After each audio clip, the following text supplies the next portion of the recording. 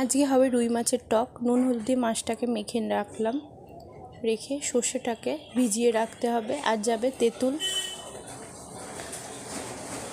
কড়াইতে সর্ষের তেল দিয়ে মাছগুলোকে ভেজে নিতে হবে।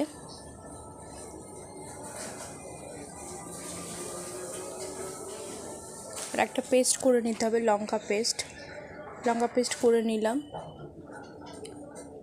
এর মধ্যে স্বাদ মতন নুন, পরিমাণ মতন হলুদ গুঁড়ো, লঙ্কা গুঁড়ো।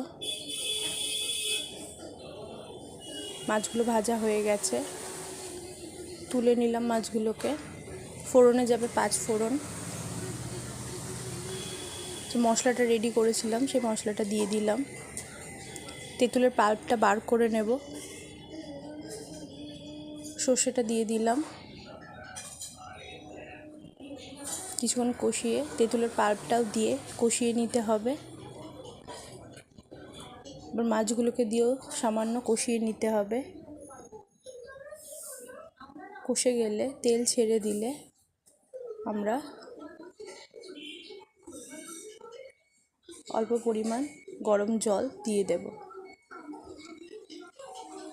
দিয়ে কিছুক্ষণ ফুটতে দিতে হবে। ঢাকা দিয়ে ফুটতে দেব। হয়ে গেল আমাদের রুই মাছের টক। ভালো লাগলে অতি অবশ্যই লাইক